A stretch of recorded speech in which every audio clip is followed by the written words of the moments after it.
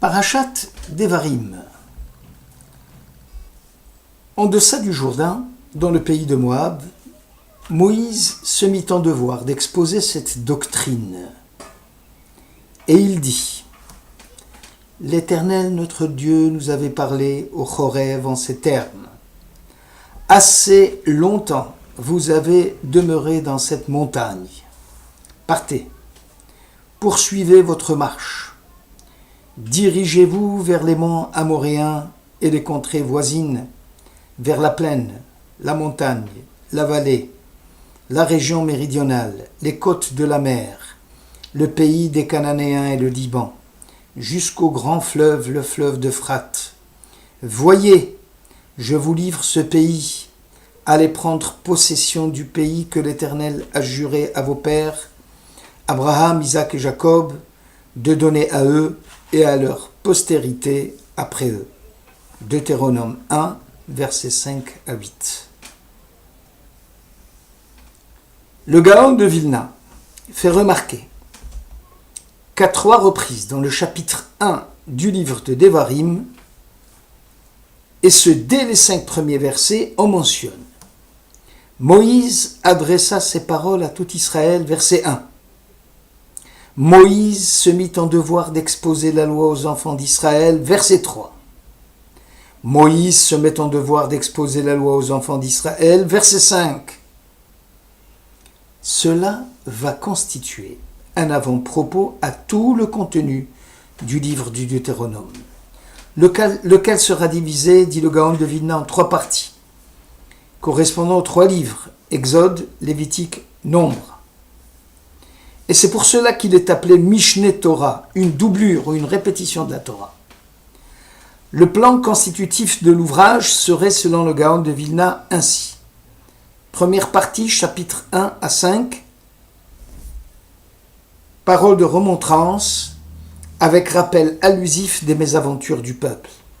Seconde partie, chapitres 6 à 26, rappel des mitzvot de la Torah. Enfin, troisième partie, chapitres 26 à 34, bénédiction et malédiction contenues dans le livre de Devarim. Selon Maor Vachemech, Moïse trace ici le fil conducteur de toute étude sérieuse de la Torah. Elle doit certainement et forcément débuter par l'effort de purification du moi. Devenir conscient d'un esclavage intérieur au moi, détecter les taches dans la vertu, les souillures d'idolâtrie dans notre adoration de Dieu. Le rabbi de Lublin affirmait que celui qui ne connaît pas ses propres subtilités hypocrites, qui ne s'amende pas sérieusement dans sa propre foi, en son propre sens, de la honte et de la contrition, serait, selon le psalmiste, Qu'as-tu à proclamer mes statuts, à porter mon alliance sur tes lèvres, puisque tu détestes pourtant la loi morale et rejettes avec dédain mes paroles. Psaume 50. C'est la raison pour laquelle Moïse a adressé au préalable ses remontrances à tout Israël, en nommant tous les lieux de transgression, afin de pousser le peuple à la teshuva, avant d'exposer la loi proprement dite.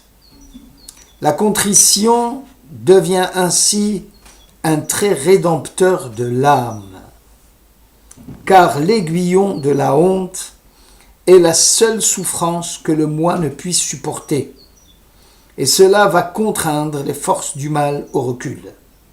Le premier signe du secours, c'est la prise de conscience de l'asservissement au moi.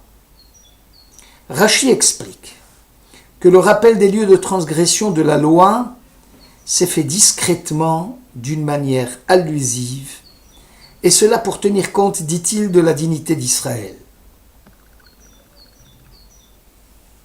Concrètement, cela signifie, étant donné que la Torah a été diffusée parmi les nations du monde en 70 langues, il n'était pas digne d'étaler longuement les méfaits du peuple juif aux yeux des nations. C'est là l'explication du verset. Moïse se mit un devoir d'exposer cette doctrine. Le Chidouché Harim soulève le problème de la nécessité de traduire la Torah en 70 langues. Dès l'origine, Moïse, craignant les positions qui consistaient à refuser l'existence de Dieu ou le fait que Dieu puisse jouer un rôle dans la fonction du monde, là où l'athéisme apparaît comme la conséquence d'une explication matérialiste de l'origine et de l'évolution de l'univers et de l'homme, et qui ouvre la voie au refus des valeurs héritées du judaïsme, Moïse, notre grand maître, met en garde Israël contre de telles tentatives de refus de Dieu.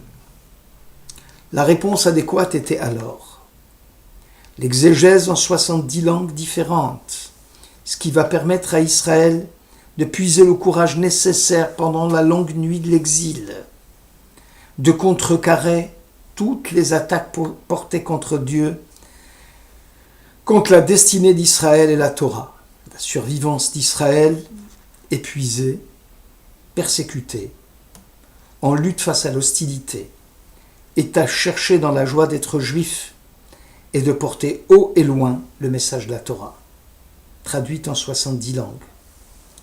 Heureux sommes-nous, quelle merveilleuse destinée, quel heureux sort, quel magnifique héritage.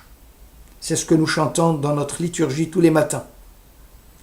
La pensée juive s'est enrichie de cette multitude de langues, et ce dès l'origine, pour faire face à l'adversité.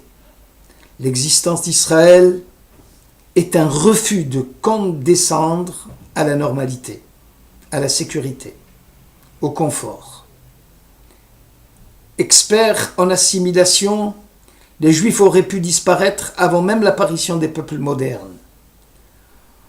Or, nous chérissons la volonté de nous perpétuer. 70 langues, 70 possibilités de pratiquer la Torah, où que nous soyons, quelles que soient les forces d'assimilation et les moyens d'oppression de notre propre culture de la Torah. Le Maor Vachemesh fait remarquer,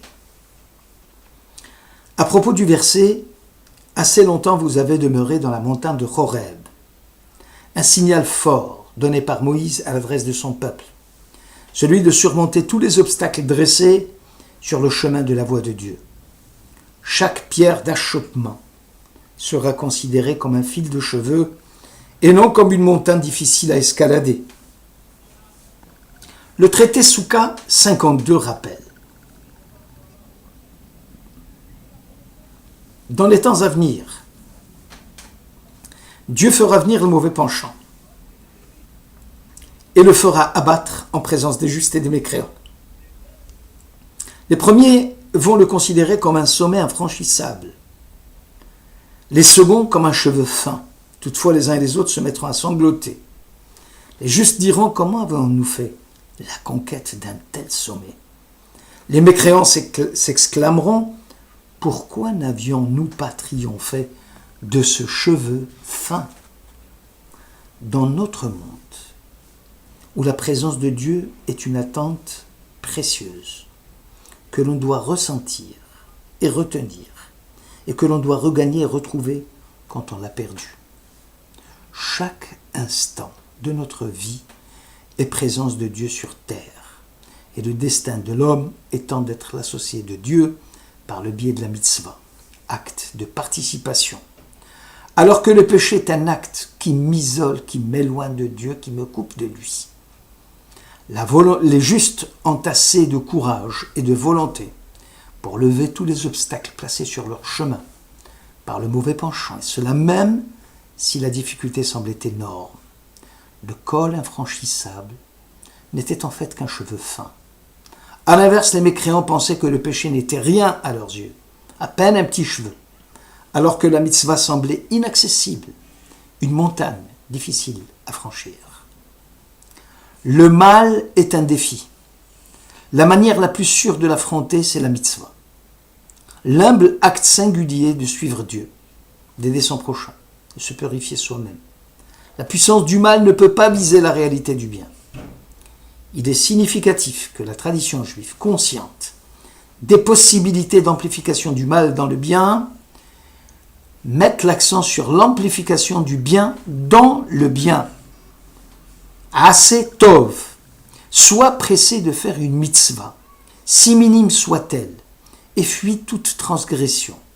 Car une mitzvah mène à une autre mitzvah, à une transgression, à une autre transgression, nous dit le Maxime des Pères, chapitre 4. Dans le monde présent, le mal doit être vaincu un à un. Dans le monde à venir, le mal sera vaincu en une fois par Dieu. Le judaïsme, restant conscient des pièges de l'existence, est un constant rappel des grandes occasions de faire le bien. Aimer la vie dans ce monde permet de multiples possibilités de charité, de sainteté, de suivre Dieu. La vie est précieuse parce qu'en tout temps, en tout lieu, nous sommes capables ici-bas d'obéir à Dieu. C'est la raison pour laquelle la foi juive ignore le désespoir. Certes, nos fautes constantes et nos transgressions nous remplissent de tristesse. Toutefois, nous ne sommes jamais perdus. Nous demeurons dans l'alliance. L'aspect compassion de Dieu est plus grand que l'aspect rigueur. Dieu nous accueillera toujours avec notre fragilité et notre faiblesse. Le monde dans lequel nous évoluons a besoin de pédoutes, de géoula, de rédemption. Il ne faut pas s'attendre à ce qu'elle se produise comme un acte de grâce. Finalement, c'est nous, les hommes, qui avons pour tâche le monde digne d'être racheté. Merci de votre écoute.